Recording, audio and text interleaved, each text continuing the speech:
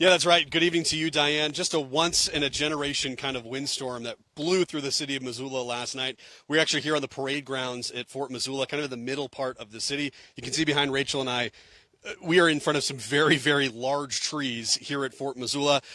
Wind just whipping through the entire city. A lot of trees, probably thousands of trees, have been uprooted across Missoula. A lot of devastation to homes as well as the surrounding community. Let's bring in this guy right here, meteorologist Mark Hika. We are going to get to what just happened in Missoula, but you've got something to share with us this evening. Believe it or not, a severe thunderstorm warning. This is until 5:45 for Gallatin County. This does include Bozeman, and at last I saw the storm was pretty much over Bozeman. So take cover in Gallatin County. Good to know. We'll continue to update that throughout the evening. I think, Mark, a lot of the big question, a lot of folks' minds here in the city of Missoula the last 24 hours. What the heck happened yesterday? Well, I was at dinner, and I saw a line of storms developing in Idaho. Yeah. And I thought, I better get back to the station, and glad I did.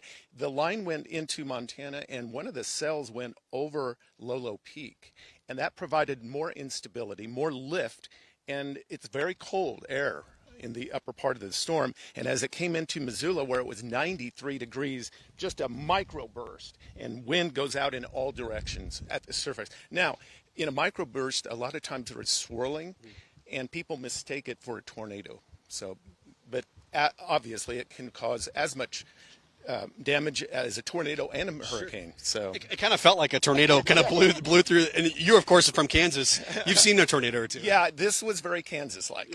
The winds were just completely strong. And folks, we know you probably have seen them on your social media. We want to share with you tonight some of the just absolutely incredible shots that we have seen here throughout the Garden City over the last 24 hours. Really everyone kind of dealing with this in some sort of way. Down power lines, of course, that is the priority of this evening. A lot of street lights throughout Missoula, they're still not functioning at this hour due to the power outages. Unfortunately, a lot of people over the next few days going to be without power. Yeah, the Missoula Police Department says to treat intersections with non-working signals as four-way stops. The Missoula County Sheriff's Office says that if you have the option, only travel. If you stay off those roads, only if you're experiencing emergencies. And also to allow crews and power line crews to do their job, getting the power back on in Missoula. On your screens, I want to show you some of the footage that we got from some of the neighborhoods that were just kind of felled in by trees and debris. They downed fences, they downed softball fields, they downed goalposts. In some areas further from the city center, kind of out past Fort Missoula, kind of actually where we're at right now, we saw downed power lines that blocked roads, some stoplights that still weren't even functioning. Yeah, our team actually spoke with somebody else while they were driving around, kind of getting a look for the land of what's been going on. And they shared their experiences from what they saw last night, many saying that they have never experienced a storm like this while living in Missoula. I can speak for myself when I say that as well. And also one resident had a tree fall right in the middle of her front yard, barely missing her home.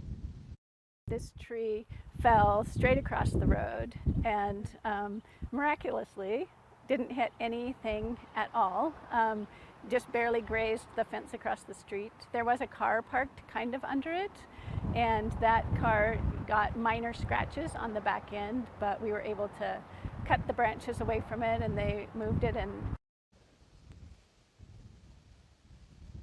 Buckingham telling us that kind of tree that you just saw on your screen right there kind of was the spectacle of the neighborhood last night. She tells us that she was really thankful that so many neighbors came over, even in the middle of the night last night, just to check in on them, making sure they needed everything, if they needed anything. And that's kind of been the theme that we've seen kind of around Missoula today. Your neighbor hopping out with a chainsaw or coming over with some clippers. We just saw people over there. Yeah, we literally, behind the camera here, we've got folks kind of working here kind of around Fort Missoula, kind of the Montana ways, helping people out in a time of need. Yeah. As you can see, Ben Wyman, Rachel DeAngelis joining us live from Missoula tonight. You guys are in the dark now, but hopefully a little more light is coming out to Missoula. Take it away, guys.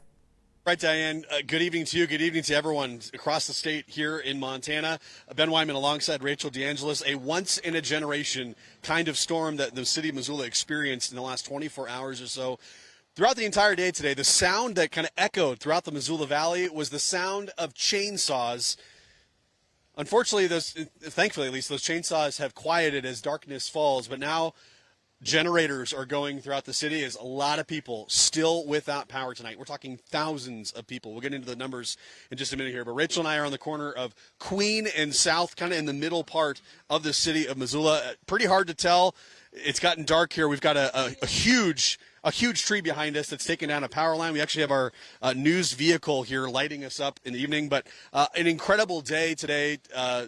A lot of things going on in the Garden City. We're going to check in tonight with fifth member of our squad this evening.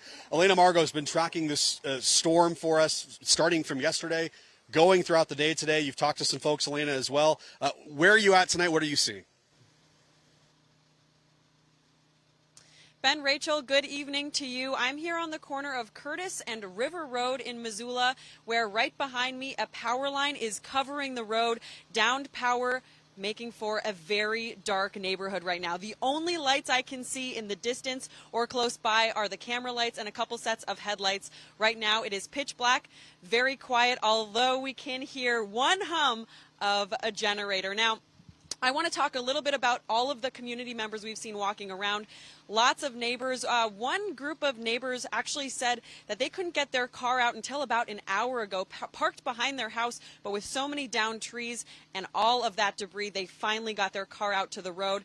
They were biking into the local gas stations to buy ice to keep their food cool in their households, as well as downed trees over things like garages, and kids out here just kind of telling us, gosh, we are ready for the power to be on, but community members here say it might take up to 3 to 5 days. So with that, and here at the River Road community, I'm going to send things back to you, Ben and Rachel.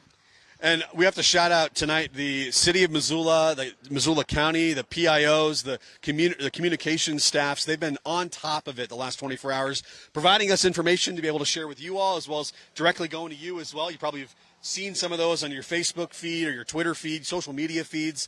One of the kind of the keys, especially as we head into the weekend, you saw some of those temperatures that Tracy was showing you. It's going to be a hot one, especially here in Missoula. You're going to want to get on the water.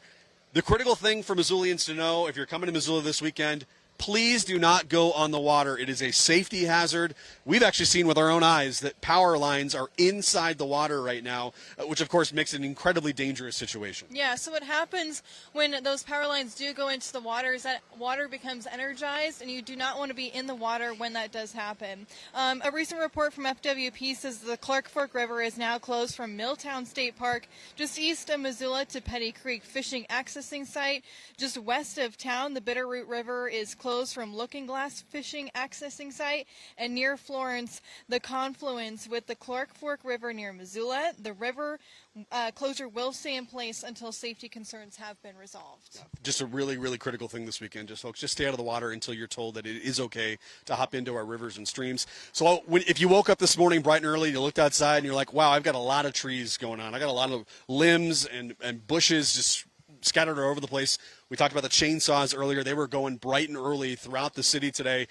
That means that we've got to put that debris somewhere. A lot of lumber falling on the ground here in Missoula.